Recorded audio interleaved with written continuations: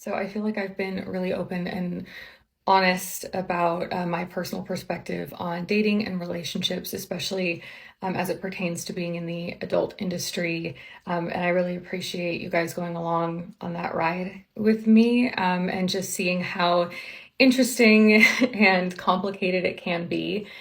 So I just figured I would continue that vulnerability and let you know that my relationship unfortunately did not work out. It sucks. It just sucks. He's a good dude.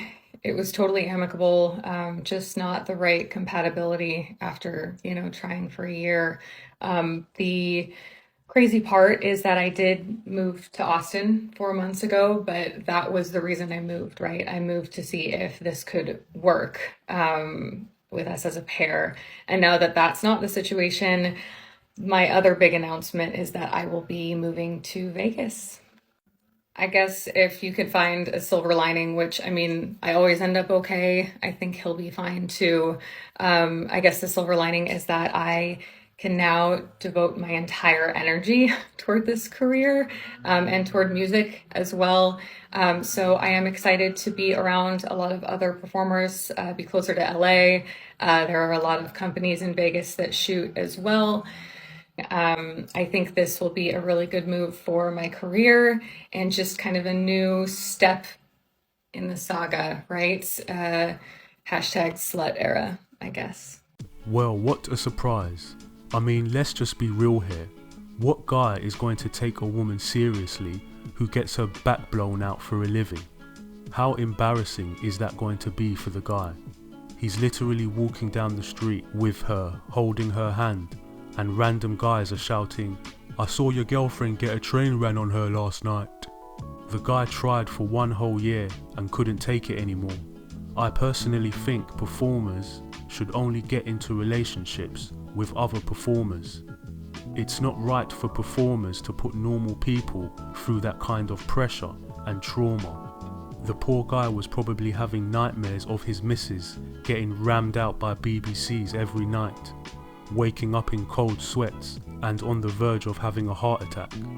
I had this horrible nightmare.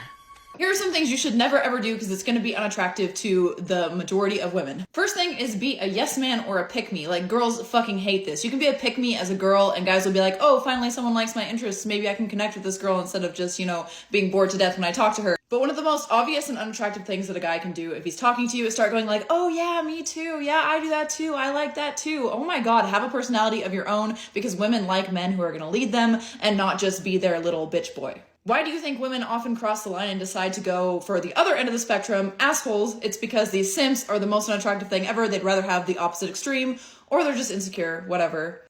What she's saying is true, and guys should never simp for women. The hilarious thing though, is that she says it forces her to go on the opposite side of the spectrum and to date bad boys instead.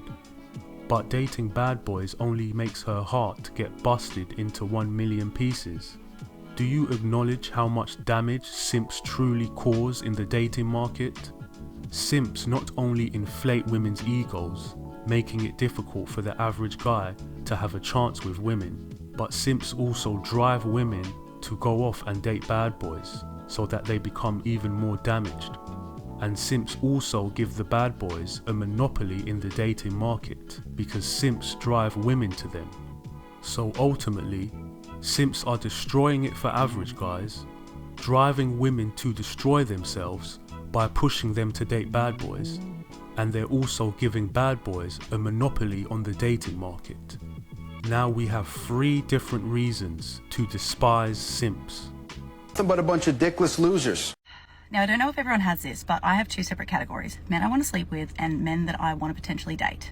We all know that my standards for men that I want to sleep with is very low. You can treat me like crap if you look good. But if you and I are going to be a thing, you're going to have to treat me really well, especially at the start.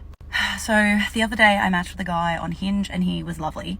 I was like dating. We could date. He's so cute. He's lovely. He's really nice. And we just got along really well.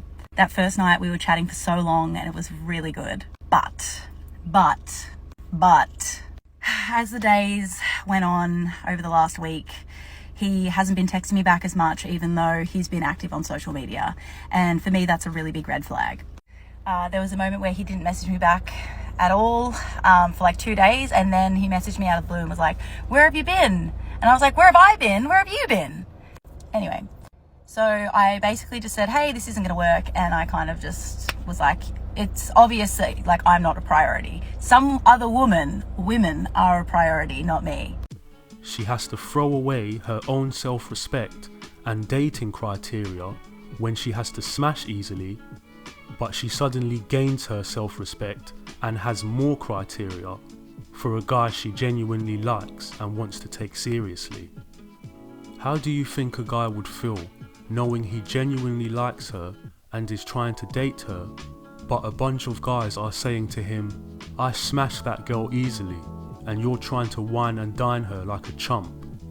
It immediately makes him feel like she is not valuable any longer. The way how women make the guys they like wait, and the guys that they don't really like smash easily, is beyond me. It truly demonstrates how mind-boggling women's minds can truly be when it comes to hooking up and dating seriously. I don't understand it.